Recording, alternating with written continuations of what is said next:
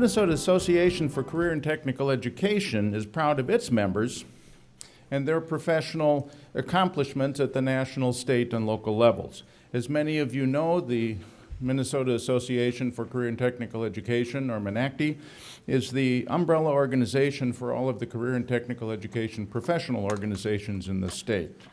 We're proud of their affiliates representing agriculture, programs for students with special needs, business and marketing education, family and consumer sciences, health science technology, trade and industrial areas and technology education, as well as our career and technical administrators and guidance professionals who do such tremendous work day after day.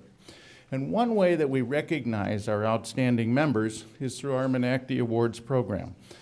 Each year, our affiliates submit nominees for consideration for state recognition through that awards program. And with that, we will be honoring a number of folks today. So I will turn the program over to Kim Landecker, the current president of the Minnesota Association of Career and Technical Education, to bring forward our award recipients at this time.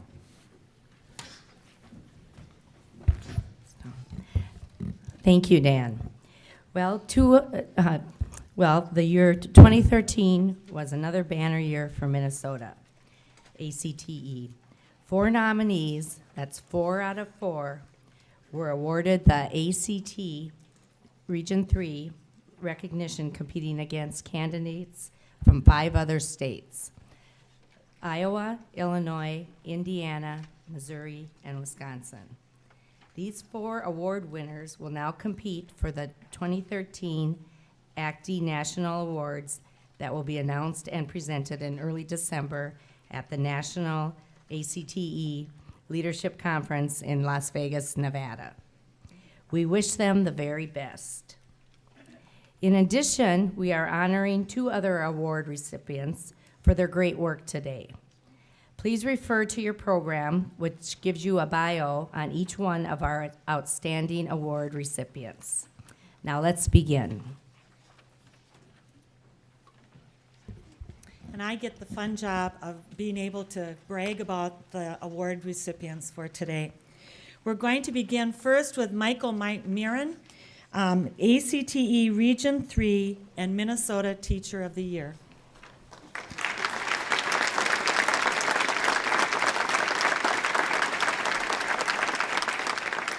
Michael is known and respected for his innovative efforts in developing and integrating core academics in the agriculture, food, and natural resources curriculum at Forest Lake Area High School. Learning about genetics and genetically modified organisms at the world-renowned Mayo Clinic, writing economic curriculum that focuses on local farm commodities with members of the Minnesota Council of Economic Education, and enriching literacy for Area Learning Center students in the context of world hunger and agriculture are some of the steps he has taken to bring contextual learning into the classroom for students. That's the agriculture of today in our schools. Congratulations to Mike Mirren, Minnesota Teacher of the Year for 2013.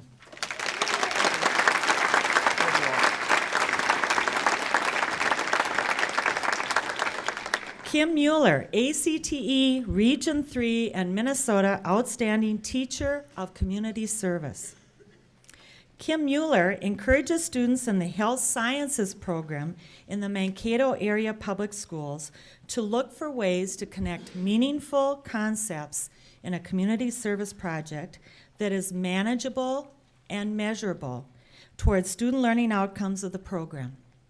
One example of this is autism work boxes, tactile learning projects placed in boxes for autistic students to take home over school breaks. Since 2011, over 40 work boxes have been developed for children in the region, measurable results that bring joy and satisfaction to the children, family members, and health science students. Congratulations to Kim, our ACTE Region 3 and Minnesota Outstanding Teacher of Community Service for 2013.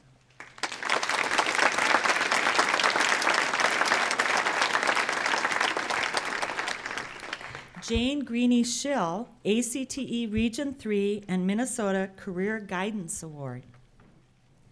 Jane Greeny Schill has initiated many career development programs for students in the St. Cloud Area School District, number 742. Some examples include initiating career academies in business, health science, STEM, and digital media, implementing district-wide family forums to assist parents with topics such as preparing for post-secondary education and financial aid, and working with the Chamber of Commerce leaders to host a 9th grade career event, and finally creating an e-mentoring program for English language learners and special education students where students are matched with a mentor in a career of interest. It just makes me tired talking about these. Lots of work. Congratulations to Jane Greeny Schill, our ACTE Region 3 and Minnesota's Career Guidance Award for 2013.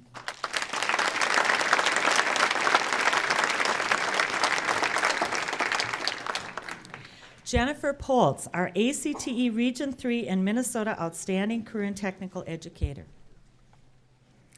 For 27 years, Jennifer Poltz has made a difference in the lives of many through teaching industrial technology, organizing Skills USA Minnesota State Career and Technical Student Organizations for both the secondary and post-secondary, promoting Workforce Ready Systems Skills USA Technical Skill Assessments to teachers and faculty in Minnesota, and coordinating State Directors Association's duties.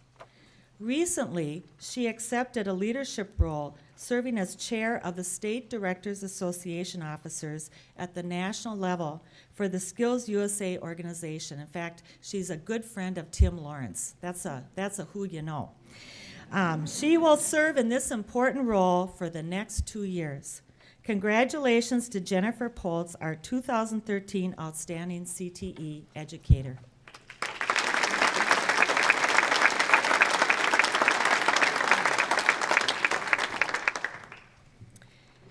Inez Wildwood, our ACTE Region 3 and Minnesota Award of Merit. Inez Wildwood from Duluth, Minnesota has been a leader in workforce development and post-secondary education initiatives at the local, regional, and state level for many years. As chair of the Governor's Workforce Development Council in Minnesota, she has led many statewide campaigns, including Skills at Work and All Hands on Deck. Her support of the Minnesota Fast Track Initiative has helped to create career pathways for low-skilled adults through bridge programming, navigational support, and integrated instruction for in-demand jobs. We are so appreciative to you, Inez, for your leadership and support of career and technical education, and we want to express our great gratitude with this 2013 ACTE Region 3 Award of Merit.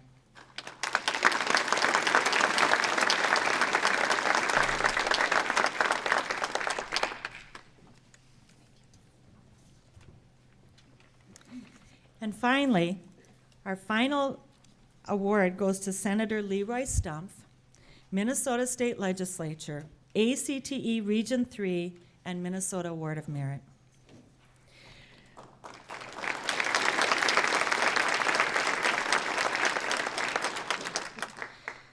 Senator Leroy Stumpf has been a champion for career and technical education his entire 32-year political career.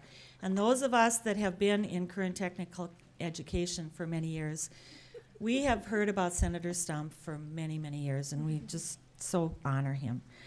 Serving consistently since 1980, Senator Stumpf was first elected as a representative to the State House and then to the State Senate. Over the years, he has been a leader in K-12 education policy making and has authored and supported many bills. This past 2013 Minnesota legislative session, Senator Stumpf promoted an increase in career and technical education levy revenues at the secondary level and a return of state funding for career and technical education in the 2013 Education Omnibus Bill. We are so grateful to you, Senator Leroy Stumpf, for your ongoing leadership and support of career and technical education, and express our gratitude with this 2013 ACTE Region 3 Award of Merit. Congratulations.